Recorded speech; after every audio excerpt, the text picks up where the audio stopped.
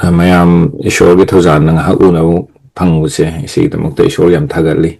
yam harawi Bible study tawminasi haina haibada harau yorokpasing ishorgi mungda khurumjari ahanbada ozak khumuna ngtam prathana tawbiraga hawsira khoi pare pare thagatpa araba ahingba ishor awjan bor pibiduna ngasigi numit asi prabhu nahakna yabire nanai singna haja Buddha asumna nasanipa nahakna khandoklaba hojik manipur gi mapanda laidiba nasanipa asiga nasana nai singa tinajaramba loina jarambadu matunga haktang di prabhu ki aningma matungina mahaki mafam ama United States of America da laijuduna mahaki sathariba misalam sung mahaki thabongi matungina anai khoi nga haktang lapthokna jarabasu ngasidagi hauduna mohanna thangje khudingi asugumba punjaduna nahaki shastra awaiba tanaba nainabagi matam prabhu phangjare hojikti internet ki mateng analyzing unajabani masida net ngaraktaba aduga like ki kudongsa da mayam thorpa ya masipuna prabhu sona ngaktopiu yawrakraba nasana naising leadership prabhu nahaki mingi maramda hainga leitan thagatchari anai na harau na sumna join tawbayana na prabhu no bor pibi maruwaina nahaki wahibu share tawgadariba nungsirba inaw ni pagi mathakta prabhu nahaki thawaya sengna lumsinbiu makna haidok sabu wahi punumakta prabhu nahaki wahi wenbiu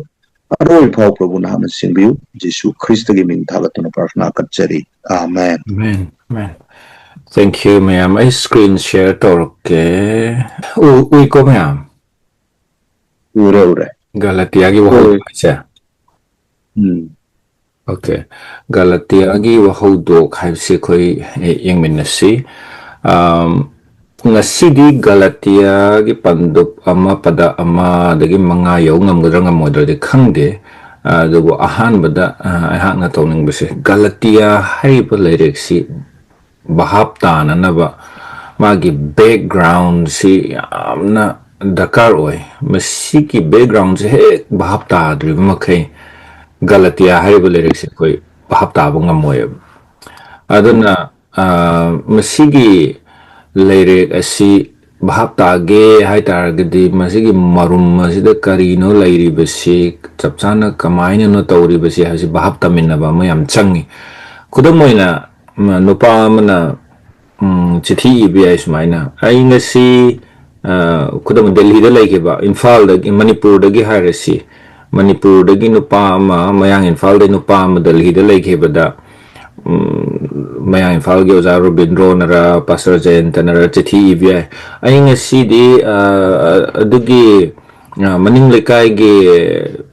farm da chalure aduga nga supare aduga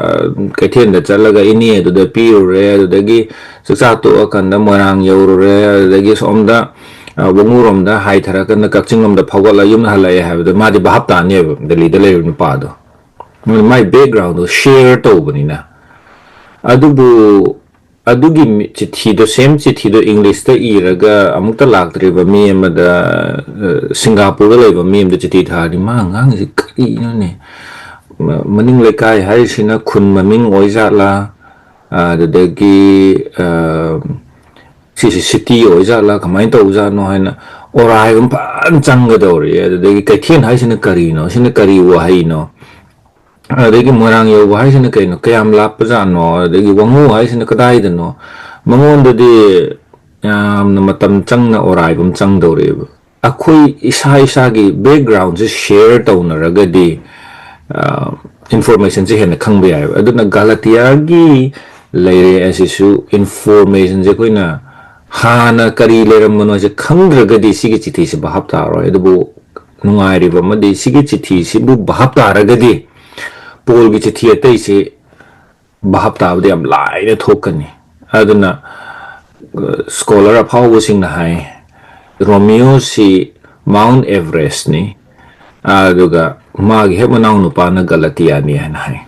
din ako yung tawri si roman su chawman ba koy kam koy na daw ngam din no missing si taseng na interest labor later right sapsan khangde aduna Himalaya-gi manaw nupa haitare Galatiya se yengaga sisibu bahap taragadi romance bahap taba ngamakani chithi ataisu bahap taba ngamakani mamangi gi church kamain toramuna je khoi bahap taba ngamakani aduna sigi direct si yangminnasi si ubrengo sigi map sida utna bahotnari si kitang uhan kita noi Bible da maning na yengadi lo yarongani sida Antioch haina malaire si Antioch si anisui Sige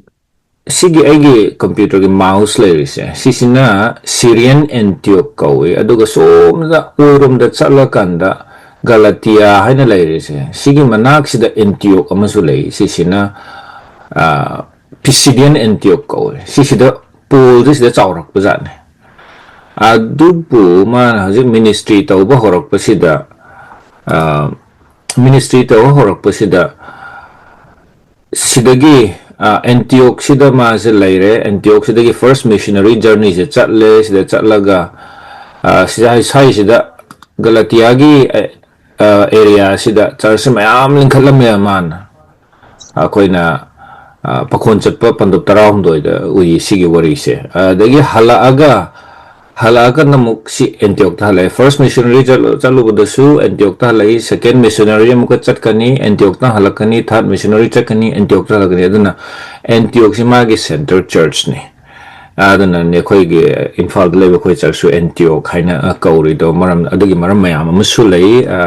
Antioch sikari gi damakta khoina pam no haise maram di horen naina raga khangakani masida Jew Gentile laita bazat bizat khaida ba mayam amai phajaba gun mayam lei church sige Gentile gi taibung pan missionary thadok pa church orakpa mayam nan maram ora khoi su Antioch thon si hena thon khebani aduna ngasi khoini idariba chit padariba naina dariusi pon first missionary journey chatlure matung da halaga leire sida takpi tambiri ma se Antioch sida tambiri ngai sida Jerusalem dana leader ore se kanano hada Prabhu gi manaw nupa Jacob ne moina pau tawje Antioch tadi Jehudi singsu mayang chak chamin ne ai se pau tare adana moi de aroi bida bera kare du karino moin tori sen unkak traga hekta du to yabra hana adugi pau si je hoi party ga Paul hoi party ga Antioch ta thengnabagi pau si horen Galatiyagi songi Galatiyagi mising na tarab zane Paul si James hoi laga Paul si chumthok pikre haibagumba kay no jam tarab zane aduna Galatiya da leiba church singina si kakpatare khoi Christian oige hadi Jishu Christ thaja ge hadi kakpatai sabat ngak patai duna traga amma sulairi chinjak se ahum se chinjak se Jehudi gi chinjak sa batai si hai horok pasida sigi Galatiya area da leiba church singse church amma da chiti thabne te si chiti se church mayam da thabne church mayam si moi samai leiba horok pasida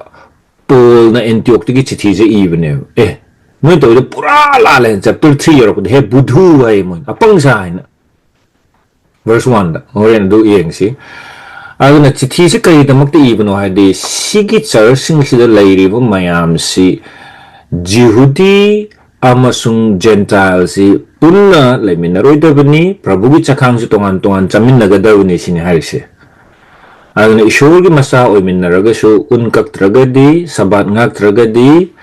adagi Jehudi gi chinjak chadragadi noi mapung phadre Jesu plus asigi thaba ohum se tawgadawni sini harise adadu chumthokna ba Paul na masigi chithi se ibni yengsi wahudo Galatiya aina TIA amasu ibani aduga TIYA haina su ibani Galatiya haisina lamaming ni TIYA Galatiya haisina chithi duni Bengali di lakpani moi di Galatiyo hai aduna koige Romeo ga hai mio hai miram se kadai de lai no Colombia se Bengali de gini Galatiya da leiba church singi phibam yengsi ai bisi Paul ni one mayek seng am kuina nei no roi se da koi kona lakado su leiram no ko Paul samang na ibni hai na hai re adagidi matam hairagadi 48 AD sajida iba male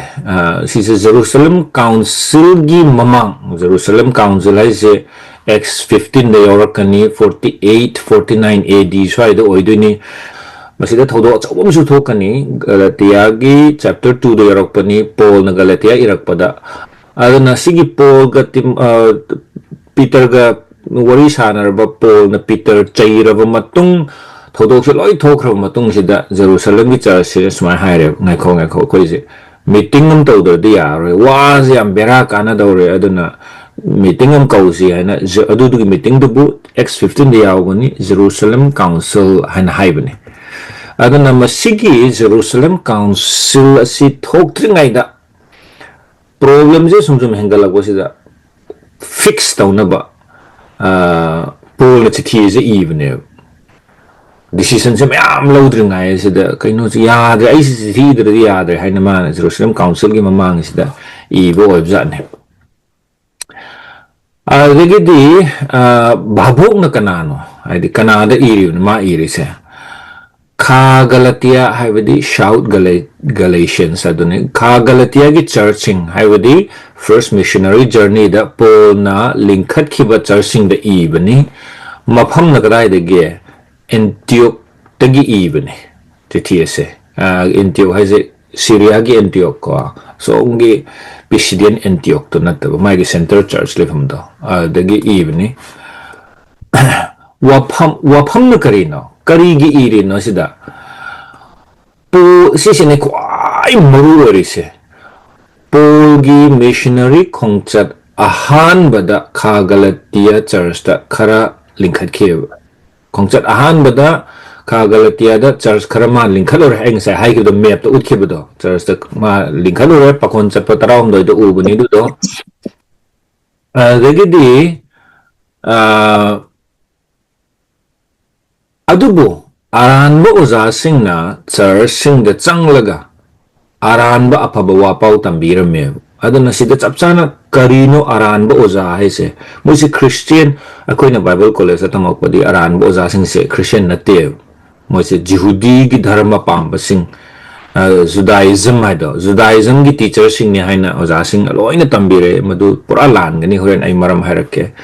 Moisi aranbo oza haisi Judaism kangudu nate Christian di oiraba Jew adubu Jehudi gi chanabi ahum nga sai aina haikibado kakpa sabat ngakpa daga Jehudi gi chinchak chawa ahum se tawgadabane Jisu plus asigi ahum se tawgadabane karigi tawningino haibado horen ay hairakke karigi tawningino haibado so maram yamna lay masi am pamjari si mo Jehudi oining bayra adugi shu oire aduna taba amasu maram amasu lay horen ay hairakke asisi gi maram na chithi si irine aduna nauna thazarak pa mi kharana aranba aphaba wapauda thu na lay thokiba ay thu na lay thokre ay man Galatiyagi 1:6 ta no suk thona namai lay thokiba karigino haina Jisu khaktada hairambadagi Jisu plus asisi haina moi thuna noi lay thokre haina hai yengsi aranbo oza sing asi irang thokhan ba mi haina su hai 1 gi 5 ta su hai 5 gi 12 ta su hai church ta irang thokhan ba sugum ba mi su lay akhoi gi irak ta su irang thokhan ba mi lay khoi meitei Christian oiragadi adu tawgadabani ada tawgadabani haina isu thajadaba sing mi singa manana ba hotna ba mi kanadaba da mi wahan ba mi su yamna lay adana aranbo za singa si irang thokhan ba mi English ta haraga polna troublemakers haina hai troublemakers verse 7 da su haire 1 gi 7 5 gi 12 da su haire adana yeng sim khada mo wafam adu khara sathi ba male aduna manga gi trani manga gi ta manga do ai parake manga gi tra manga Manipuri Bible hanu ko gi ara yure dum parage thuna ba adubu nakoina amaga chikna duna chathokna rabadi nakoi amana amabu manghan dana ba chekshilo hai chikna raga chathokna ba hai if you eat and devour one another English ta chikna hai moi marak se da Jehudi gi dharma se ngakadabani haiba kangu ama ngak trasu ya haiba kangu ama mo je chikna raga laibzane adana polna masi haire se noi adu tawraga di noi chikshu loko haina adana wafam se am sathi ba wafam ni yengsi Galatiyagi churching asi Paul na budhu hai na kawe sida budhu hai na mahai karigi budhu hai no ada pangman gare karigi no duk thuna na mai lai tho ino sini mahai si budhu hai na hai re ma sauro da ne Paul se adana mi de koi budhu ga ki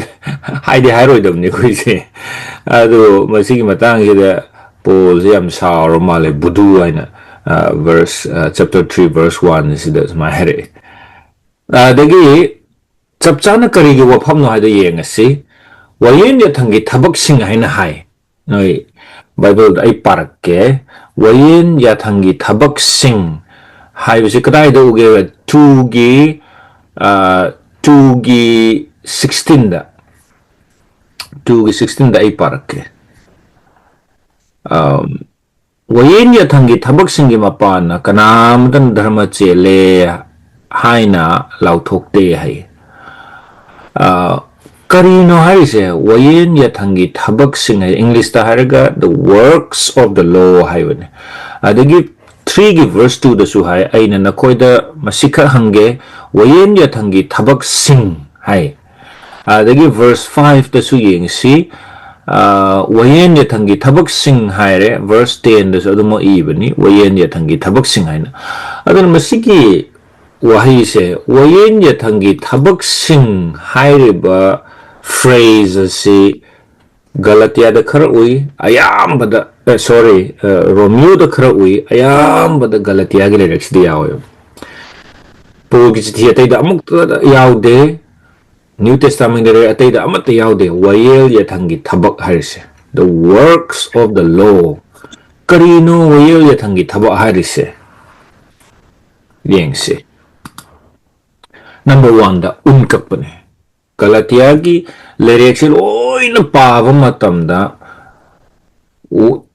thodo wathok se ahum ga yawe moina bera lainariba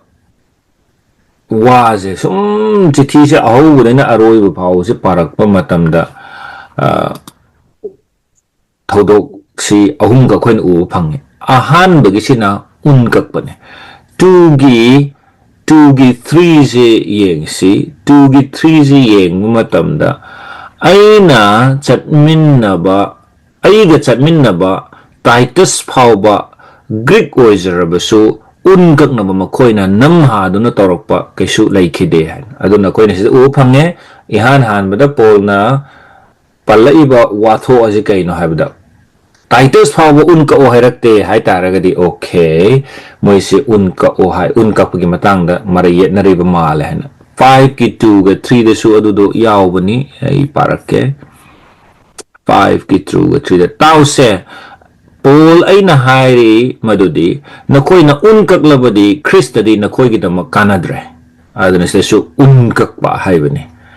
dadagi 3 di su parake unkak pa mi kuding da ay na amuhan na hairi madudi mahang na wayin da thang pumnamak ngak na ba laman tole karbo hawro gadi loy tawro sini Paul haisi unkak kadawani ay na zupa hairi batara gadi loy tawro tawi tawbo loy tawro sini aduna tarukki tarani thui tarahumdoi supasi mapan thongda mi bu pelhanning ba mi singna unkak na ba nakhoi da taksille aduna taksin ba kanggu masu yauri ko aduni ngasai ge mi bu wahalli ba kanggu mingon mi bu taksilli ba kanggu mapan thongda mi pelhan na ba taw ba kanggu aduna ihan han ba khoina uri ba si Galatiya da issue ahum ui number 1 ji kaino unkak pa kawe unkak pa gi was number 2 da na kaino chinzak table fellowship hai chinzak ji kaino hai da jihudi na chaba chinzak se saga da bani shine ꯃꯧꯁꯤꯒꯤ ꯋꯥꯌꯦꯜ ꯌꯥꯊꯪꯗ ꯏꯔꯝꯕꯗꯨꯒꯤ ꯃꯇꯨꯡ ꯏꯟꯅ ꯑꯩꯈꯣꯏ ꯑꯗꯨ ꯈꯪꯉꯝꯒꯅꯤ ꯍꯥꯏꯅ ꯊꯥꯖꯩ ꯈꯨꯗꯝ ꯑꯣꯏꯅ ꯉꯥ ꯑꯣꯏꯔꯁꯨ ꯃꯀꯨ ꯌꯥꯎꯗ꯭ꯔ ꯆꯥ ꯌꯥꯔꯣꯏ ꯉꯀ꯭ꯔꯥꯒꯨꯝꯕꯁꯤ ꯆꯥ ꯌꯥꯔꯣꯏ ꯑꯗꯒꯤ ꯁꯥ ꯑꯣꯏꯔꯒꯁꯨ ꯃꯥꯏ ꯈꯨꯖꯤꯟꯗꯣ ꯑꯣꯛꯇꯣ ꯑꯣꯏꯅ ꯈꯥꯏꯒꯗꯕꯅꯤ ꯁꯟ ꯍꯥꯏꯅ ꯑꯗꯨꯕꯨ ꯑꯣꯛꯁꯤ ꯆꯥ ꯌꯥꯗꯦ ꯀꯩꯒꯤꯅꯣ ꯃꯥ ꯁꯩꯒꯨꯞ ꯁꯥꯏꯗꯦ ꯁꯟ ꯍꯥꯃꯦꯡꯗꯤ ꯈꯨꯖꯤꯟꯁꯨ ꯈꯥꯏ ꯁꯩꯒꯨꯞꯁꯨ ꯁꯥꯏ ꯑꯗꯨꯅ ꯃꯥ ꯆꯥꯕ ꯌꯥꯏ ꯁꯨꯃꯥꯏꯅ ꯃꯣꯏ ꯆꯠꯅꯕꯤ ꯃꯌꯥꯝ ꯂꯩ ꯉꯄ꯭ꯔꯨꯝ ꯆꯥꯕ ꯌꯥꯗꯦ ꯖꯤꯍꯨꯗꯤ ꯑꯁꯦꯡꯕꯗꯤ ꯑꯗꯨꯅ ꯎꯟꯀꯛꯀꯗꯕꯅꯤ ꯆꯤꯟꯖꯥꯛꯁꯤ ꯑꯩꯈꯣꯏꯒꯨꯝꯅ ꯆꯥꯒꯗꯕꯅꯤ ꯍꯥꯏ 2:11 ꯄꯥꯔꯛꯀꯦꯀꯣ ꯑꯩ 2ꯒꯤ 11 ꯄꯥꯔꯛꯀꯦ 13 ꯐꯥꯎꯕꯗ ꯑꯗꯨꯕꯨ ꯀꯤꯐꯥꯁꯅ ꯑꯦꯟꯇꯤꯌꯣꯛꯇ ꯂꯩꯔꯤꯉꯩꯗ ꯍꯥꯏꯕꯗꯤ ꯀꯤꯐꯥꯁ ꯄꯤꯇꯔꯒꯤ ꯃꯃꯤꯡꯗꯨꯅꯤ ꯅꯤꯡꯁꯤꯡꯉꯤꯀꯣ ꯀꯤꯐꯥꯁꯅ ꯑꯦꯟꯇꯤꯌꯣꯛꯇ ꯂꯩꯔꯤꯉꯩꯗ ꯍꯥꯏꯗꯤ ꯀꯤꯐꯥꯁꯁꯤ ꯂꯥꯛꯄꯖꯥꯠꯅꯦ ꯖꯦꯔꯨꯁꯂꯦꯝꯗꯒꯤ ꯄꯤꯇꯔꯁꯦ ꯂꯥꯛꯑꯦ ꯖꯦꯝꯁ ꯍꯣꯏ ꯀꯥꯡꯕꯨꯒ ꯂꯥꯛꯄꯒꯤ ꯋꯥꯔꯤꯗꯣ ꯄꯣꯜꯅ ꯆꯤꯊꯤꯁꯤꯗ ꯏꯔꯤꯕꯅꯤ ꯃꯣꯏꯁꯦ ꯑꯩꯈꯣꯏꯁꯦ ꯌꯦꯡꯁꯤꯟꯕ ꯂꯥꯛꯑꯦ ꯑꯩꯈꯣꯏꯗ ꯇꯦꯕꯜꯗ ꯂꯣꯏꯅ ꯖꯤꯍꯨꯗꯤ ꯖꯦꯟꯇꯥꯏꯜ ꯆꯥꯛ ꯆꯥꯃꯤꯟꯅꯔꯦ ꯍꯥꯏ ꯄꯥꯎ ꯇꯥꯕꯁꯤ ꯃꯣꯏ ꯂꯥꯛꯑꯦ ꯑꯗꯨꯗ ꯑꯩꯅ ꯁꯤꯒꯤ ꯊꯧꯗꯣꯛꯁꯦ ꯊꯣꯛꯈꯤ ꯋꯥꯔꯤ ꯂꯤꯔꯛꯑꯦ ꯒꯂꯇꯤꯌꯥꯒꯤ ꯆꯔꯆꯇ ꯑꯦꯟꯇꯤꯌꯣꯛꯇ ꯂꯩꯔꯤꯉꯩꯗ ꯃꯔꯥꯜ ꯂꯩꯕꯒꯤ ꯃꯔꯝꯅ ꯑꯩꯅ ꯃꯍꯥꯛꯀꯤ ꯃꯥꯌꯣꯛꯇ ꯂꯦꯞꯄꯒ ꯑꯊꯤꯡꯕ ꯄꯤꯈꯤ ꯃꯔꯝꯗꯤ ꯖꯦꯀꯣꯕꯀꯤ ꯃꯅꯥꯛꯇꯒꯤ ꯃꯤ ꯈꯔ ꯂꯥꯛꯇ꯭ꯔꯤꯉꯩꯗ ꯃꯍꯥꯛꯅ ꯖꯦꯟꯇꯥꯏꯜꯁꯤꯡꯒ ꯆꯥꯃꯤꯟ ꯊꯛꯃꯤꯟꯅꯔꯝꯃꯤ ꯖꯦꯟꯇꯥꯏꯜꯁꯤꯡꯒ ꯆꯥꯃꯤꯟ ꯊꯛꯃꯤꯟꯅꯔꯝꯃꯤ ꯑꯗꯨꯕꯨ ꯃꯈꯣꯏꯅ ꯂꯥꯛꯄ ꯃꯇꯨꯡꯗꯗꯤ ꯎꯟ ꯀꯛꯄ ꯀꯥꯡꯕꯨꯕꯨ ꯃꯍꯥꯛꯅ ꯀꯤꯕꯒꯤ ꯃꯔꯝꯅ ꯈꯣꯡꯐꯝ ꯍꯣꯡꯗꯣꯛꯇꯨꯅ ꯇꯣꯉꯥꯟꯅ ꯂꯩꯈꯤ ꯑꯗꯨꯅ ꯄ꯭ꯔꯚꯨꯒꯤ ꯆꯈꯥꯡꯁꯤ ꯃꯣꯏ ꯄꯨꯟꯕ ꯈꯨꯗꯤꯡꯒꯤ ꯆꯥꯕꯖꯥꯠꯅꯤ ꯄ꯭ꯔꯚꯨꯒꯤ ꯆꯈꯥꯡꯁꯤ ꯖꯤꯍꯨꯗꯤꯒꯨꯝꯅ ꯎꯟ ꯀꯛꯇ꯭ꯔꯒꯗꯤ ꯖꯤꯍꯨꯗꯤꯒꯤ ꯆꯤꯟꯖꯥꯛ ꯆꯥꯗ꯭ꯔꯒꯗꯤ ꯁꯕꯥꯠ ꯉꯥꯛꯇ꯭ꯔꯒꯗꯤ ꯇꯣꯉꯥꯟꯅ ꯆꯥꯒꯗꯕꯅꯤ ꯍꯥꯏꯅ ꯃꯣꯏꯁꯦ ꯄ꯭ꯔꯚꯨꯒꯤ ꯆꯈꯥꯡ ꯐꯥꯎꯁꯦ ꯇꯣꯉꯥꯟ ꯆꯥꯔꯕꯖꯥꯠꯅꯦꯕ ꯇꯧꯔꯤꯁꯦ ꯆꯦꯡ ꯁꯦꯡꯗꯕ ꯂꯝꯆꯠ ꯑꯁꯤꯗ ꯖꯤꯍꯨꯗꯤ ꯑꯇꯩꯅꯁꯨ ꯃꯍꯥꯛꯀꯤ ꯃꯇꯨꯡ ꯏꯟꯈꯤ ꯑꯗꯨꯒ ꯃꯗꯨꯒꯤ ꯄꯨꯛꯆꯦꯡ ꯁꯦꯡꯗꯕ ꯂꯝꯆꯠ ꯑꯗꯨꯗ ꯕꯔꯅꯕꯥꯁ ꯐꯥꯎꯕ ꯁꯦꯔꯥꯟꯅꯅ ꯆꯤꯡꯊꯣꯛꯈꯤ ꯌꯥꯝꯅ ꯁꯤꯔꯤꯌꯁꯅꯤ ꯋꯥꯐꯝꯁꯦ ꯑꯗꯨꯅ ꯆꯤꯊꯤꯁꯤꯗ ꯑꯩꯈꯣꯏꯅ ꯎꯕ ꯑꯍꯥꯟꯕꯁꯤ ꯎꯟ ꯀꯛꯄꯒꯤ ꯃꯇꯥꯡꯗꯅꯤ ꯑꯅꯤꯁꯨꯕꯗ ꯆꯥꯃꯤꯟ ꯊꯛꯃꯤꯟꯅꯕꯒꯤ ꯃꯇꯥꯡꯁꯤꯗ ꯑꯩꯈꯣꯏꯅ ꯎꯔꯦꯕ ꯆꯥꯃꯤꯟ ꯊꯛꯃꯤꯟꯅꯕꯁꯤ ꯖꯤꯍꯨꯗꯤꯁꯤꯡꯒꯨꯝꯅ ꯂꯩꯇ꯭ꯔꯒꯗꯤ ꯆꯥꯃꯤꯟ ꯊꯛꯃꯤꯟꯅꯕ ꯌꯥꯗꯦ ꯍꯥꯏꯕꯁꯤ ꯑꯩꯈꯣꯏꯅ ꯎꯔꯦ ꯌꯦꯡꯉꯤꯁꯤ ꯑꯃꯒ ꯋꯥꯠꯂꯤ Sabbath chapter 4 verse 10 da yengsi 4:10 da nakoina dharmaga mari leinaba numit tha ritu amasung kum palon tawe hai aduna numit tha palon tawba ji kaino na Sabbath ne hapta khudingi Sabbath laini chahi taret suba khudingi sabbatical year kawi chahi taret surak pada nifu mapan sura aduga jubilee year aduduni sida hairise moigi londa puda sizinaraga man haine aduna si Sabbath ngakpa aduna masigi ahum sibu pullaga kai kauge adu mathakki do aina yengo chapchana kari wafam no haibdugi hek makhado masigi ahum sibu kari kauge wayen yathangi thabak sing hai wayen yathang haibasiga wayen yathangi thabak sing haibasiga manade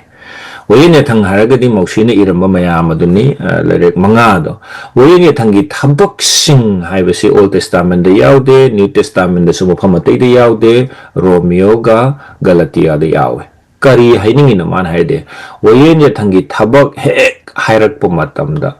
matam chuppada khuni ningsinggadaba sise phattabane negative ta haibane Paul na masi amukta thagatte negative ta ngaktani man haise kari no haibada masigi ahum sine un kakhanaba hotnaba Jihudi gi chinjak chahannaba hotnaba sabak ngahannaba hotnaba sibu kari kauge hada Paul na masi si wayen yathangi thabak sing hain hai masi se thina ngangakani mana asigi ahum se bahap tahoro maramni masi ahum se bahap ta dragadi aina marmakta wayel thangi thabak sing hairakani bahap ta basi khara wana thokani masi ahum se thok na maru oi haitar na Greco Roman taibang panda Prabhu Jisu thajaba misingi awabado khoi ngha yengsi Christian oire Rome gi sangsar sida laibada Jerusalem da laibunate Canaan da laibunate da Egypt da chatkre Rome da chatkre Galatiya da Corinth da Thessalonica da Philippi da lairakpa matam sida Jihudi ama oina Christian oiba natraga Gentile da Christian oirakpada kari awaba laige da khoi ngha yengsi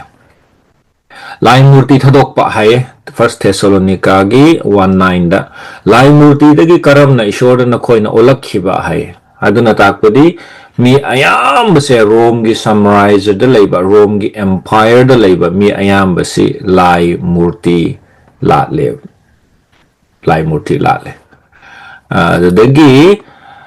adubu Jihudi singdi lai murti kurumbagi matang da Rome na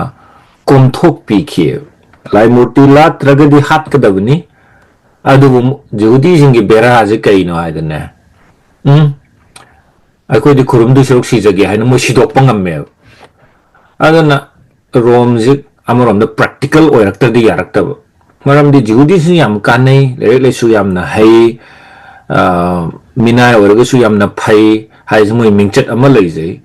adana moi kangu si moi gi dharma se thadu yada ba khudingi hat ka dawo adi moi je loi hat pata jati ate sina yana ba ko into engine yam hai mi jati khara mani okay phare khoi khai tau ko ke hana Jihudi sing si ya ngangna ba yada ba mi sing ne adu adi phare khoi si again moi ngap se kaktal lo hekta yazaba haraule yazaba kangu ne aduna Rome si practical oi daba yarakta ba adana sumaina moina khanare okay Jihudi haire ba jati se loi hato asira natraga moi da makta rule se kara komthok sira hain komtho asi hain yanare moina Jihudi singi lai murti kurumbagi matang da Rome na komtho kamaina komtho ke da yanaba ma pure si makhagi sentence ya maro bani si thamjin biyo wakal da Kaiser da haiza dragadi hat kadabne Kaiser se lai ni haina ishor ni haina kurum gadabne Kaiser bu kurumu yadaba khuding mak se hat kadabne adu moina yanaba ma pore kamain pore Kaiser da haiza roy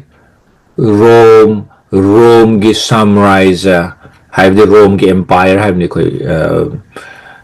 none rom dagi koi actually now crush yawe do na English ta kra harake Rome gi summarize Rome gi empire amasung Kaiser gi damakta makhoi gi isor da haiza gani haina yana balairam pata abras gi da Kaiser da haiza roy Kaiser gi damakta ekhoi gi isor da haiza gani sine Yehudi sing na hairise Kaiser se isor ni haina kurumoy ekhoi gi isor da Kaiser gi damakta haiza bigani Rome gi damakta haiza bigani haina yanaba ma pore masi sibu kai kawesi ai gi mouse ubra noi approve religion hai approve religion haibadi Latin da religio lasita hai noi Google tawra su dum yengo religio lasita hai se kai noi religio lasita kauba hak right bibiram Masigi lyric sidagi ina lauthoroguse religio lasita hai se kai no haibda Rome amasung Kaiser da khoi haijeroi Rome amasung Kaiser gi damakta haijagani ekhoi gi shorda haina yanabum pure masi amaru erakani karigi no haibda Jihudi oiraga Corinda Galatiya da Philippi da Thessalonica da Rome da lairaga su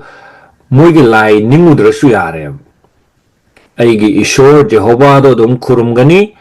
aigi ishor da makhoi gi ningthau gi damakta haijabi gani ase yanay adubu hojiti kadawre khara ama Christian oiraga Bible da lai murti latpa yaro haira aga Jihudi dagi kangu ma thogle madugi group to the Gentiles in yoshile munna tabi ko sai matang si onthong na maru oirakani haire bu kangu ji kai kawe Christian haina su kawe sini mo haise Christian haibu kangu ngalae mo se Jihudi su male maram ni moi Bible su manai hai phet manai lai murti su latte kurum mo su yade lai murti da moi ishor haina lai adubu khatang ni khenai moi Jishu haiba ma tapsil lai ma se ningthau ni hairi aduga moi unkak trazu yai haire Jihudi oi hai tara de unkak kadabani sabat nga kadabani sabat Jihudi gi chinjak cha kadabani masigi ahum se taw ni su yadaba kangu ma aduga Jihudi ni su hairiba aduna Rome gi officer sing damti awaba mo ere masigi kangu sida religio la sita pi sira pi roidra sira pi da sira hise bahap tai ko mya mo kangu se Jihudi ni su hai juka uyade sabat ki jinja sabat namit sungak te ꯑꯗꯨꯒ ꯖꯤꯍꯨꯗꯤꯒꯤ ꯆꯤꯟꯖꯥꯛꯁꯨ ꯆꯥꯗꯦ ꯖꯤꯍꯨꯗꯤꯅꯤ ꯍꯥꯏꯕꯗ ꯈ꯭ꯋꯥꯏꯗꯒꯤ ꯃꯔꯨꯑꯣꯏꯕ ꯄꯣꯠ ꯑꯍꯨꯝꯁꯤꯅꯦ ꯁꯤꯒꯤ ꯑꯍꯨꯝꯁꯦ ꯖꯤꯍꯨꯗꯤ ꯈꯨꯗꯤꯡꯃꯛꯅ ꯄꯨꯡ ꯑꯃꯈꯛ ꯉꯥꯛꯑꯗꯤ ꯇꯥꯏꯕꯪꯄꯥꯟꯗ ꯂꯩꯔꯤꯕ ꯖꯤꯍꯨꯗꯤ ꯈꯨꯗꯤꯡꯃꯛꯅ ꯄꯨꯡ ꯑꯃꯈꯛ ꯃꯁꯤꯒꯤ ꯑꯍꯨꯝꯁꯦ ꯉꯥꯛꯑꯗꯤ ꯏꯁꯣꯔꯒꯤ ꯅꯤꯡꯊꯧ ꯂꯩꯕꯥꯛ ꯂꯥꯛꯀꯅꯤ ꯍꯥꯏꯅ ꯖꯤꯍꯨꯗꯤꯁꯤꯡꯅ ꯊꯥꯖꯩꯌꯦꯕ ꯑꯗꯨꯅ ꯌꯥꯝ ꯃꯔꯨꯑꯣꯏꯕ ꯄꯣꯠꯅꯤ ꯑꯩꯈꯣꯏꯅ ꯍꯧꯖꯤꯛ ꯅꯩꯅꯔꯤꯕ ꯄꯣꯠ ꯑꯍꯨꯝꯁꯦ ꯑꯗꯨꯕꯨ ꯃꯁꯤ ꯑꯍꯨꯝꯁꯦ ꯇꯧ ꯍꯥꯏꯅꯁꯨ ꯌꯥꯗꯕ ꯒ꯭ꯔꯨꯞ ꯑꯃ ꯖꯤꯍꯨꯗꯤꯁꯨ ꯃꯥꯟꯕ ꯒ꯭ꯔꯨꯞ ꯑꯃ ꯂꯥꯛꯑꯦ ꯑꯁꯤꯁꯦ ꯀꯃꯥꯏꯅ ꯇꯧꯁꯤꯒꯦ ꯁꯤꯅꯤ ꯔꯣꯝꯒꯤ ꯑꯣꯐꯤꯁꯥꯔꯁꯤꯡꯅꯁꯨ ꯌꯦꯡꯊꯤꯔꯦ ꯖꯤꯍꯨꯗꯤꯒꯤ ꯂꯤꯗꯔꯁꯤꯡꯅꯁꯨ ꯌꯦꯡꯊꯤꯔꯦ ꯃꯔꯝꯗꯤ ꯅꯣꯏꯅ ꯃꯔꯝ ꯑꯣꯏꯔꯒ ꯑꯩꯈꯣꯏ ꯍꯛ ꯃꯥꯡꯈꯤꯗꯧꯔꯦ ꯍꯥꯏꯁꯦ ꯖꯤꯍꯨꯗꯤꯁꯤꯡꯅ ꯈꯜꯂꯦꯕ ꯖꯤꯍꯨꯗꯤ ꯂꯨꯆꯤꯡꯕꯁꯤꯡꯅ ꯔꯣꯝꯅꯁꯨ ꯑꯃꯨꯛ ꯌꯦꯡꯉꯣ ꯁꯍꯔ ꯑꯁꯤꯗ ꯆꯥꯛ ꯇꯥꯡꯕ ꯊꯣꯛꯑꯗꯤ ꯂꯥꯟ ꯃꯃꯥꯡꯉꯩꯗꯗꯤ ꯂꯥꯟ ꯌꯥꯝ ꯇꯣꯏꯅ ꯊꯣꯛꯏ ꯂꯥꯟꯗ ꯑꯩꯈꯣꯏꯅ ꯃꯥꯏꯊꯤꯔꯗꯤ ꯌꯦꯛꯅꯕꯁꯤꯡꯅ ꯂꯥꯛꯑꯒꯗꯤ ꯑꯩꯈꯣꯏꯒꯤ ꯏꯁꯣꯔ ꯄꯦꯜꯍꯟꯗꯕꯒꯤ ꯑꯣꯏꯗꯣꯏꯅꯤ ꯄꯦꯜꯍꯟꯗ꯭ꯔꯤꯁꯤ ꯀꯅꯥꯅꯣ ꯅꯣꯏꯅꯅꯤ ꯍꯥꯏ ꯈ꯭ꯔꯤꯁꯇꯤꯌꯟꯁꯤꯡꯁꯤꯗ ꯑꯅꯧꯕ ꯈ꯭ꯔꯤꯁꯇꯤꯌꯟꯁꯤꯡꯁꯤ ꯂꯣꯏ ꯇꯥꯏꯅꯗꯨꯅ ꯂꯩꯆꯠ ꯂꯥꯛꯄꯒꯤꯁꯨ ꯇꯥꯏꯅꯅꯤ ꯂꯥꯟ ꯂꯥꯛꯄꯒꯤꯁꯨ ꯇꯥꯏꯅꯅꯤ ꯅꯣꯡ ꯆꯨꯗꯕꯒꯤꯁꯨ ꯇꯥꯏꯅꯅꯤ ꯀꯨꯝ ꯀꯥꯡꯕꯒꯤ ꯂꯣꯏꯅ ꯈ꯭ꯔꯤꯁꯇꯤꯌꯟꯁꯤꯡ ꯇꯥꯏꯅꯅꯤ ꯀꯩꯒꯤꯅꯣ ꯑꯩꯈꯣꯏ ꯂꯥꯏ ꯅꯤꯡꯉꯨ ꯌꯥꯗꯦ ꯑꯗꯨꯒ ꯅꯣꯏꯗꯤ ꯖꯤꯍꯨꯗꯤꯒꯤ ꯆꯠꯅꯕꯤꯁꯨ ꯆꯠꯂꯨ ꯌꯥꯗꯦ ꯅꯣꯏ ꯀꯥꯡꯕꯨꯁꯦ ꯅꯣꯏꯗꯤ ꯌꯥꯝ ꯙꯔꯃ ꯆꯦꯜꯂꯦ ꯍꯥꯏꯅ ꯈꯟꯖꯩ ꯑꯗꯨꯕꯨ ꯅꯣꯏꯗꯤ ꯏꯁꯣꯔ ꯂꯩꯇꯕ ꯀꯥꯡꯕꯨꯅꯤ ꯁꯤꯅꯤ ꯃꯣꯏ ꯍꯥꯏꯁꯦ godless ꯍꯥꯏꯅ ꯍꯥꯏ ꯑꯗꯨꯅ ꯖꯤꯍꯨꯗꯤꯁꯤꯡꯅ ꯈ꯭ꯔꯤꯁꯇꯤꯌꯟꯁꯤꯡꯅ ꯖꯦꯟꯇꯥꯏꯜꯁꯤꯡꯁꯤ आइडल वर्शिप लाई मूर्ति लाले हाइन मोइसे थी ngangi adubu gentile sing na su christian sing se mu ngangi noi di show leite where is your god noi temple de kada leisu leite temple su yum da khurum me kai noi di show khurum da kangu ne haina christian sing se mu ngangbi ri ne matam da aduna asigi phibam asida lai mayam rom gi taibam pan da prabhu ji su thaja do me sing gi awaba se kai no habda lai murti su lataba jihudi gi chatnabi su chatrabnina religio la sita da yauroi da bu oitaragadi kedoba hat kadamne aduna ne hajik noi lere ama bahap tarakani ibria hariba lere to hebrews ki lere se christian sing se ning han ning ya moi okay ko se halasi asigi practice ahum je tawro loire asi ahum je tawragadi what nay bi ro khoi approve religion sarkar ne ya bi religion do oirani khoi haina masigi jihudi gi practice ahum je tawning pa matam sida ibriagi chithi iri ba mi sina ibne no jishuna khwaidagi hele ma iri se jishuna khwaidagi hele jishu si mausidagi su hele Aaron dagi su hele Joshua dagi su hele jishuna ihen hele aduna noi tungna hanganu hane chithi se ire ne aduna background se khang mayam na dakar oi kha chathasi President Antioch asi 1st century BC da civil war loiraga retire phanglaba sipai mayam na lingkhat khibani President Antioch adi Paul gi city do Paul horok phamse sipai mayam na lingkhat khibani Rome gi sipai retire or Rome gi army mayam na lingkhat khibani aduna masi sibu kari kawe the new Rome zo hainay the new Rome haina su maming chat khiye maramdi Rome ga manana ba hot na ba building manana ba hot na ba surok ki maming manana ba hot na ba dagi lambi maming sing the building maming sing bazaar kaithien Rome gi design da Rome the new Rome haina maming chat khiye Paul gi sahar se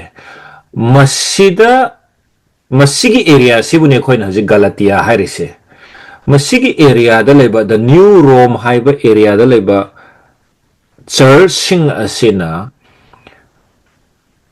jihudi gi lamchat se chalak ta matam da christian oiraga jihudi gi lamchat se chalak ta matam sida thokna wa kai re maram di khoi di pura Rome gi mong da sasan tawraga leiri noin tawrisi kaino sine mafam adu gi highway do Greek ta Sebastos is Augustus kamane equal to Augustus hai kawi Augustus is sana gi juk purakpa ningthau ni khanna khi moina Augustus se aduna surok maming phawba emperor gi maming tholi bani aduna unkakpa sabat amasung kosher haibadi jihudi gi chinjak to kosher kaubani aina marak to su kosher harak pa yai do ningsing biu mayam kosher haibase kaino haibada Hebrew gi lon fit haibani what is fit to be eaten chaba yaba fit for eating haibani aduna unkakpa sabat amasung kosher chinjak chadaba anauba kangbu haibadi Christian singsini anauba kangbu asina rombu thau isa sadaba asi makoina yaningde kaigino masi the new Rome kawe Antioch harise new Rome hairiba power maming chaliba phamasida group amalaga jihudi gi chinjak su chaw yade sabat sunga uyade unjuka uyade asida Rome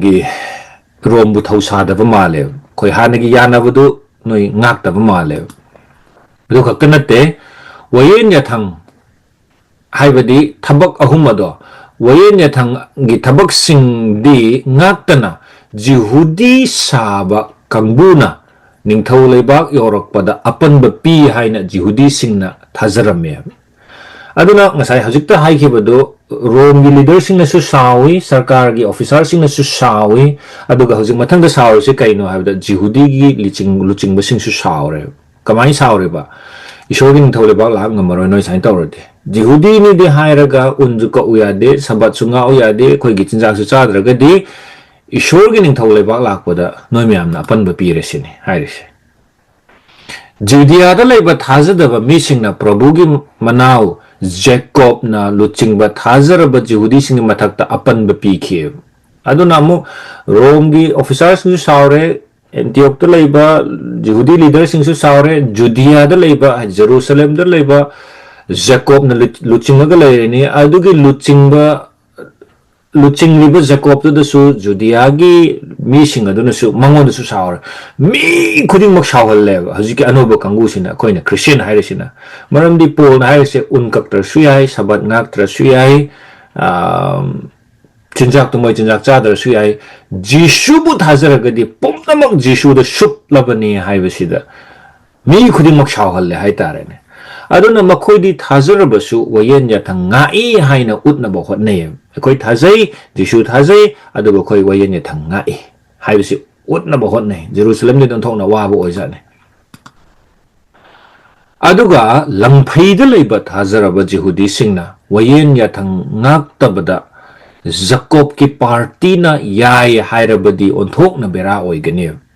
o langphaida leikiba Jehudi singdo Christian singdo sorry Jehudi nate langphaida da foreign da Christian oiba singdo di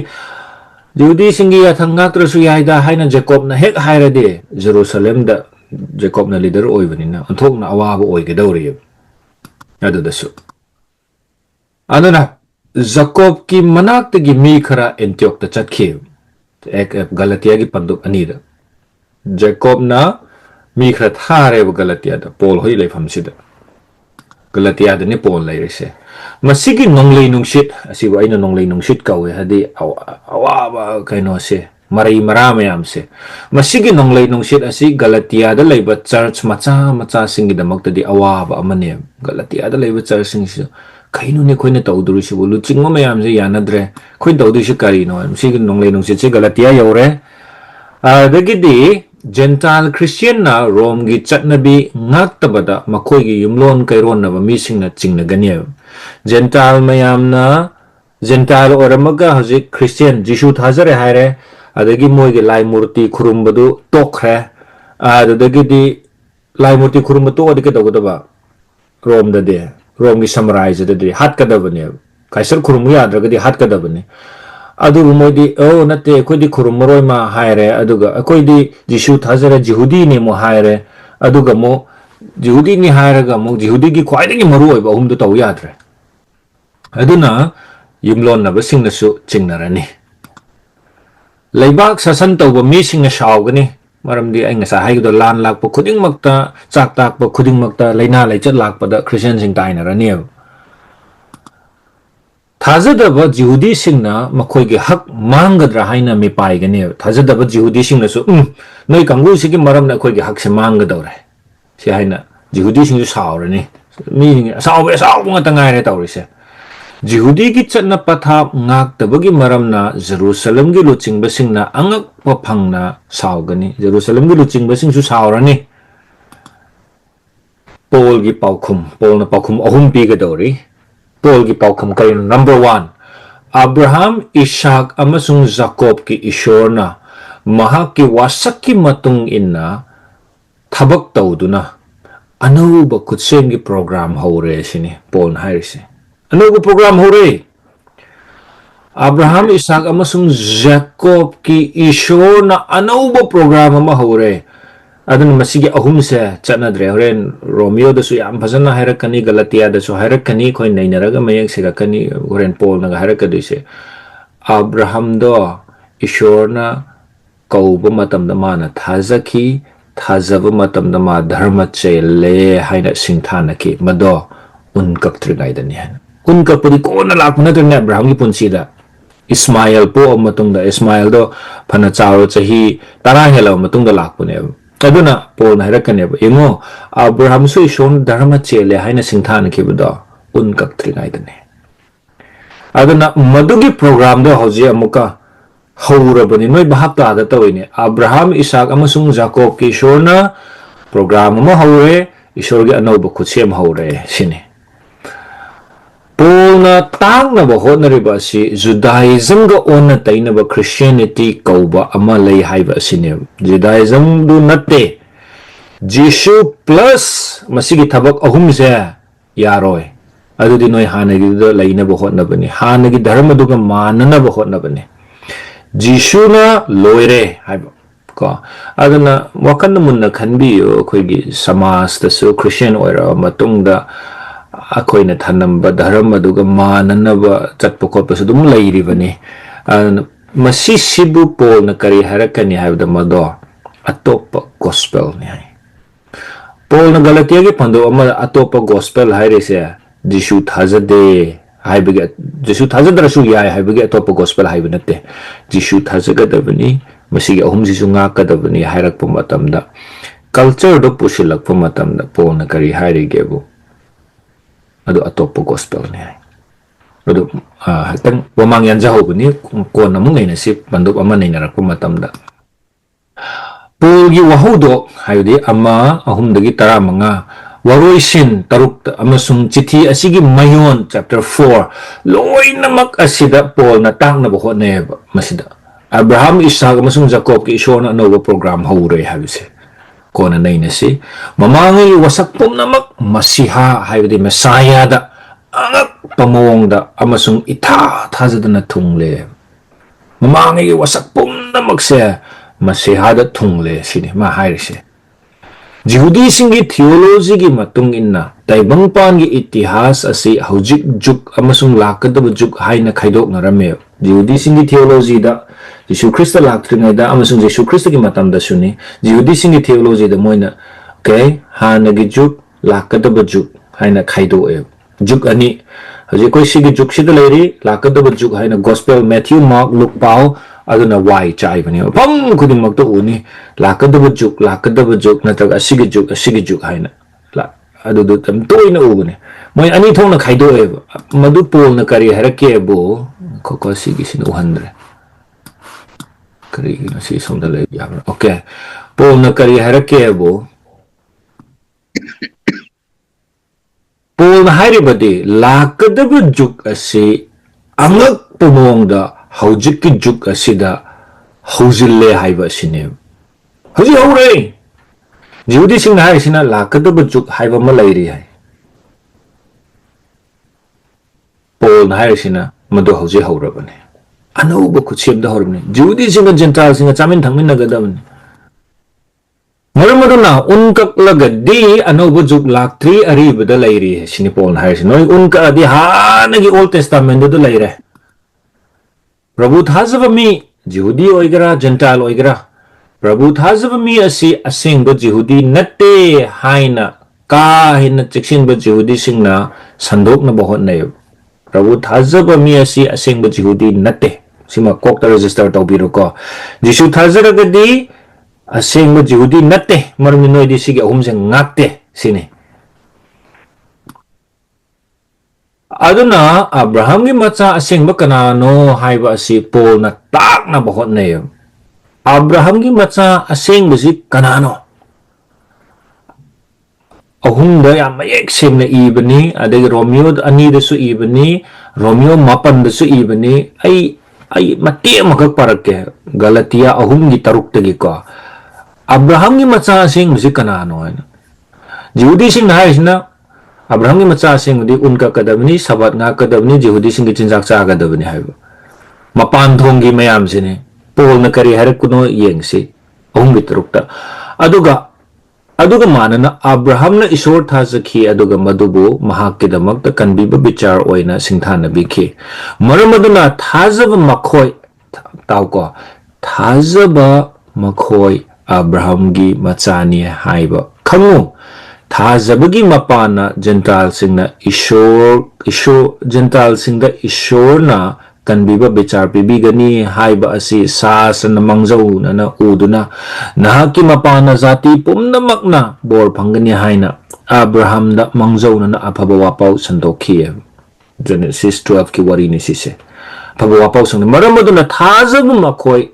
thazaba mi Abraham ga loina bor phanghanbire Abraham ga loina na bor phanghanbire hanhai aduna thazaba mi asini sini harise koi Manipuri Bible dagi ai Romeo gi banduk ani dagi mati ang parake kunipan kunmapan do parake Manipuri Bible dagi kari hage maram di mapan thong da Jehudi oiba adutana Jehudi nate aduga mapan thong da hakchang da unkakpa aduta unkakpa nate adubu manung da Jehudi oiba adu Jehudi ni aduga achumba unkakpa di thamoi gi unkakpa ni aduna pol tang na buhon rese giduni maru rese mapanda unkak pudo Jehudi aseng banate manungda thamoi da unkak laba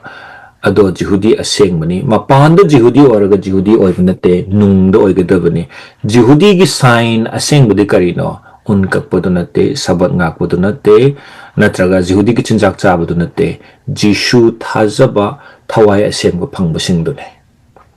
Marambi thawai sing phangadi kadawra efficient yam action harakane thawai sing phangadi nang seng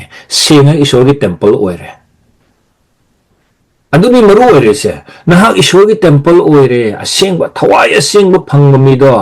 Jehudi oigra Gentile oigra isor gi imung oire isor gi leifam oire nang senge unclean haibe yadre sini hairise aduna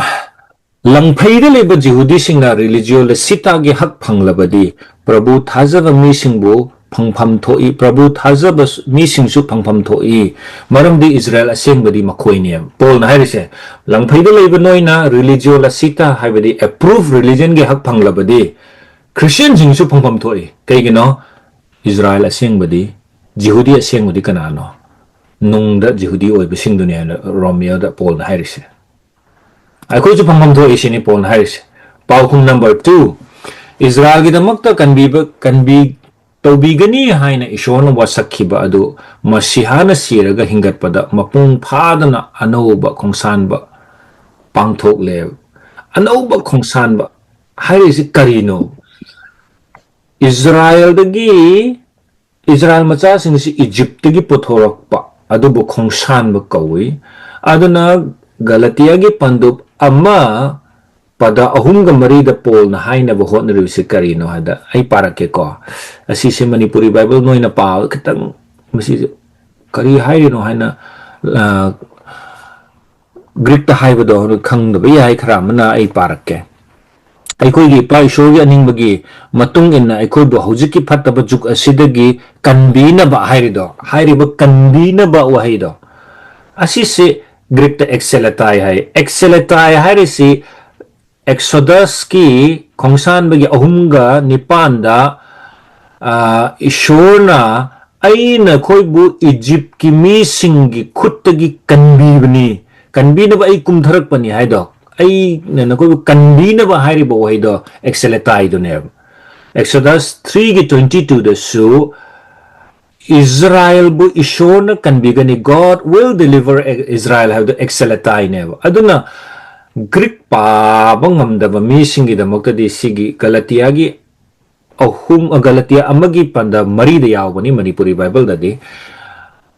asida kanbina ba harakpasi bahap taba ngamdaba yay adubu Greek pa ba misingi da makadi fattaba juk asidagi akoibu kanbina ba haibasida wakhal sida Exodus ki picture sa thawlakani Oh, ada Israel bu Egyptagi kanbibagi wahay aduga tsama na ini masigi wahay si diyan. Aduna po na masida tahak na magi chitising na tahak na honor si karino habda. Israel gidamakta taubigani haina Israel gidamakta taubigani haina ishonu wasakhiba ado masihana siraga ko Egypta yaw siraga kanbibani haujingna masihana mathawai tharaga kanbibani Egyptagi kanbibani Israel do ekhoidi phattaba juk asidagi kanbibani Israel di Canaan lebak da chatnaba kanbibani ekhoidi anouba taibangpa new creation da chatnaba kanbibani picture se bahap ta batai khoi masigi wari se bahap ta ge hai taragadi aduna po na hai se kaino noigi mamangai gi exodus to asengba exodus asengba khongsanba hauzik oiribasigi praman ne mamangai da thokibado noi adu yong na chu pairaga pairaga leire adu asengba kanbibadi ꯑꯩꯈꯣꯏꯒꯤ ꯏꯄꯥ ꯏꯁꯣꯔꯒꯤ ꯑꯅꯤꯡꯕꯒꯤ ꯃꯇꯨꯡ ꯏꯟꯅ ꯑꯩꯈꯣꯏꯕꯨ ꯍꯧꯖꯤꯛꯀꯤ ꯐꯠꯇꯕ ꯖꯨꯒ ꯑꯁꯤꯗꯒꯤ ꯀꯟꯕꯤꯅꯕ ꯑꯦꯛꯁꯦꯂꯇꯥꯏ ꯑꯩꯈꯣꯏ ꯖꯨꯒ ꯑꯁꯤꯗꯒꯤ ꯑꯦꯛꯁꯣꯗꯁ ꯑꯣꯏꯅꯕ ꯃꯁꯥꯃꯛꯄꯨ ꯑꯩꯈꯣꯏꯒꯤ ꯄꯥꯞꯀꯤꯗꯃꯛꯇ ꯀꯠꯊꯣꯛꯄꯤꯕ ꯍꯥꯃꯦꯡ ꯌꯥꯎ ꯍꯥꯠꯂꯒ ꯀꯟꯕꯤꯕ ꯅꯠꯇꯕ ꯑꯦꯛꯁꯣꯗꯁ ꯑꯣꯏꯍꯟꯕ ꯅꯠꯇꯕ ꯏꯁꯣꯔꯒꯤ ꯃꯆꯥꯅꯨꯄꯥꯒꯤ ꯃꯊꯋꯥꯏ ꯊꯥꯔꯒ ꯑꯦꯛꯁꯣꯗꯁ ꯐꯪꯂꯕ ꯑꯩꯈꯣꯏꯅꯤ ꯁꯤꯅꯤ ꯄꯣꯜꯅ ꯍꯥꯏꯔꯤꯕ ꯍꯣꯠꯅꯔꯤꯁꯦ ꯌꯦꯡꯉꯣ ꯅꯣꯏ ꯅꯤꯡꯁꯤꯡꯉꯒꯗꯤ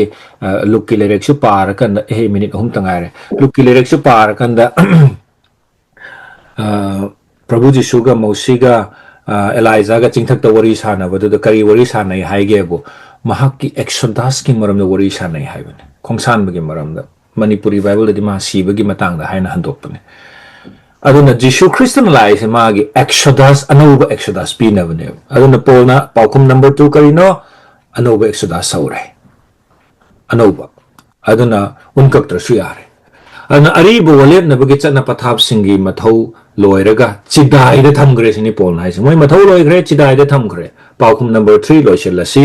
ishorgi anouba mi singda ahongba puraknaba mi singda ahongba puraknaba aikoigi thamoidagi ahongba puraknaba mahakna mahakki thawai pibire asini yam maru oirise ahongba se mausigi lo na ngamde mausigi lo di chairak pinabani matam kharagi adubu thawai pirise karino miga ahongba piba ngamnaba thawai pibire thawai du piragadi kadaure maramudana ishorgi macha pumnamak table amada chak chaminaba yare thawai pirumna holy oire clean oiba makai chak chaminaba yare sini polna masida hainaba honarise maramudana masigi wahawdog ase koi khangminaba yamna dakar oi masi hek khangminadri kumakhaidi chithi asida thaknaba honariba sibu karino masida hairiba sina karino masigi pot ahum sida yumpham oiraga ma nainarakane unkakpa asi dakar tadre dagi sabat dakar tadre dagi Jihudi singi chinjak chaba dakar tadre thawai sengba phangne jishugi maramna koi thawai sengba phangagadi koi loina holy oire jiu oigara gentile oigara koi chaminnagadabane thakminnagadabane aduna manipur da yengo munne yengo koi gi ishor khangdaba singi tokhro ko ishor khangdaba singi koi wari taude ishor khangba sing phawba koi gi yengo ishor khangdaba singa zat bizat khaidopana tongale ishor khangba singi manungda phawba khoi zat ta lon da yumpham oiraga khoi khaidok na ri pura tang na bo na ri sidi thawai sengba phangge jishugi mapana khoi loina senge holy oire chamin na si thagmin na si family amagum na laimin na si khoi eno aina he pramana mu ule chanam do chanam se loi samna bani moi matum moi na lai adubu tongan lai moi marble su bottle ma da hapadi kokta am da hapadi loi na pulap til lai adubu tongan na lai ba moi theng nei adubu samna de tilho de loi na yom sin nei loi sam nei loi na mapum ma tai moi ana khoi si chanam gi mong da marble gi mong da khoi pun le adubu khoi tin sin na ba yadre aduna pona sida tang na Galatiyagi church tang na honarise aikoi kamaina Jisu Christ thajagani haibna te gospel na te maru oina Jisu thazaraba misingdani mana irise isi kaino kamaina hingminnagani church ta anoba lakpa mida karmaina khoina seba tawgani Jacob ta James ya mek seng na haibani ina khunmam ladi noi sida famusta famoza haibire aduga lairabum lag sida lebak ta famu hai adu noi michang mikhai naidra haina hai aduna akoi suni hajikse officer ama ladi koi church ta khudam oina DC do Christian oire koi church ka hain khalase doctor ama Christian oin khalase kayam lun tawe khoina wakhan da kayam pi oza haina aduga somda lukhrabi dodi mala ibra laktabra simo alaude aduna adugumbado oibi ade haibasi takke haina polna koi tonganba ani leibi aroi table fellowship pungadabani prabhugi chakhang pungadabani koi amat toina leigadabani haina taknaba masigi chithi si ibni aduna hanagi culture mayamna yommaga koi Christian oibi aroi prabhu the Lord Christ and Christ alone mayam su khanbiyu Manipur gi context asida koi kamaina Christian hingminagadam no haine su khanbiyu aduga loinena akoi si maramrakta conference ama tausi harasu koi se o moidi Baptist ni o moidi Presbyterian ni natraga moidi adugi kanguduga punmani aikoi meitei Christian ja ko aina bhap tagada tahanning mamalai mayamda aikoi gi sponsor mayam jina koi se divide tawraga lehalle koi se punba yadre sponsor mayam jina maramdi aduna yadi office na yadi aduna yadi han tawlere ba koi se aduna ichilanaw sing Jisu Christ da koi pulna thabok suminaga punje haise doctrine loi yaminara se haibnate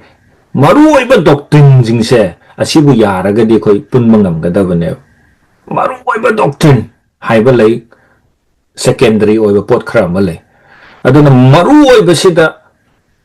kanagumna rapture thazaba rapture thazadra di koi punba yade haibagumba aduna te Bible da sum mayek seng da pot da koi yumpham oiraga koi gi boundary shame oidabani na koi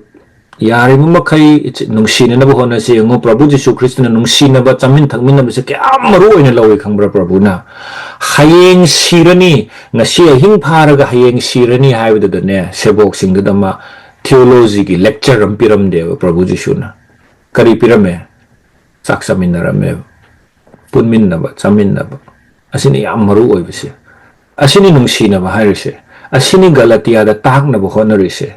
aduna koi mi ate ga supun na ba hona ga dabni zati ate su nungsina ga ba hona ga dabni zat bizar haina khaidok pa ya de mesaya da thawai seng ba phang bising de koi loina holy ore issur gi temple ore ha bise koi wakal da tham ga dabni tamningai nga tani ngasi gi sine introduction ni mathang da ge soi wa heda tam na koi naina na ba hona si thaga chiri mayam unmute tawraga wahangumba natraga haining khoning ba khatang leraga su dum haibi ai kasu kaide Hagi Roman Cyber Roman have kitang hagi do Gan Haudra. Roma Galatian have Raduga, Platia have Manipuri da ko Galatiya haina sunoi maram ga thengnani YATIYA haina iba ko Galatiya haina asise letter to the people of Galatia haibagi mawong ni Bengali da lakmani moidi Galatiyo haibni lairek to lairek oiraga na chithi si oiraga na Galatiyo hai moina koina Manipuri da Galatiya hai lamdo oiraga di y do yaw na iba aduna koina he chikshin khakak chikshin no pai theology Neinaba matam da ko Galatiya gi lairek ka haibse hairo dabna Galatiya gi chithi ne lairek ka chithi gi kari khenne haibada Lere hari tam par su chithi sida mukta paloi ga dam ne noi le sabi da gi pakhang de gi chithi phang kan ngasi program pa ga hayang mu program pa ga haibra ne chithi loi pa ga dam ne mukta phare du di ngasi ri sai do lo shilasi ana mathang de gi di background to ro ai ngasi gi do wakal da thamma kan da verse by verse nei narak pa da cho mateng oini hain thazai Ishorna koi myam da bor pibi bo oishunu masigi se ai YouTube ta thamakke kana gumna yengning ba yaraga su ai han da ta hawdre haraga di maram masi ta adraga di ne chithi ji pa da ko kari ni ma ngang si dum haidin do ngawra le ra dun haije si adu ga ngasi gi lo silase Prabu Ishwar ngasigi pungpham asigi damut thagatchabani nachai khoi nahaki wahi ngahak yengminnaba Paul na Galatiya da iramba chithi asi khoi bahap taminannaba hotnaba asida nahakna pangbiyu Prabu imung Jisu Krista thajaraga thawai asengba pibiragadi ekhoi imung ama oire asengba mi oire aduna zat bizat khaibi yadre zat bizat khakta natana ekhoi gi manungda zati amagi manungda phawba Karana hena ina khunba karana hena lairaba natraga karana sahardagi oiba karana village dagi oiba natraga na lon khoi de haibana chingba madi lauba mini haibana chingba nga phaba mini haibana chingba mayam ase amatta leibi ade thawai asengba phangagadi ma ishorgi temple oire habse khoina khangba ngamdana C.S. Lewis na hairamba gumna Kwaidagi asonba hauzik kwaidagi sonna uba mi phawba nongmai shorgi manakta yawda magi matik mangalda phangaga mana oigadawa mongdo nangna hauzik khangagadi hauzik nangna mahakpu khurumningani haina C.S. Lewis na hairambagumna Prabhu kona koina oirakadaba mong ado khallaga hauziktagi hauna koi shorgi temple oirabanina asonba mi phawba koina kwaidagi nungsina tawgadabani luna khangadabani habise koi mayam da pangbiyu Prabhu Ishwar koi Manipuri speaking church mayam pangbiyu tasengna Ishwar khurumba ngamjadraba dagi mina thina tawbiraga leiba isai sakpa ngamjadaba church mayam se Prabhu nahakna pangbiyu haina nahakina famdana tengnizari masigi koigi Bible study se bor pibiyu koina Manipur da leiriba Christian kaya da khajiktam orsu mating pangba ngamjanaba nahakna koi mayam bu thawjanbiyu haina imung Jisu Krista mungda haijabani amen Amen. Aga chiri mayam mathang Sunday da mu unasi mathang Saturday da mu unasi matam chan na yauna rapu yam thagale aidi koi meitai pung oigadra haina khara wakhan warubani bye Bye. Thank you. Bye bye. Good night. Good night.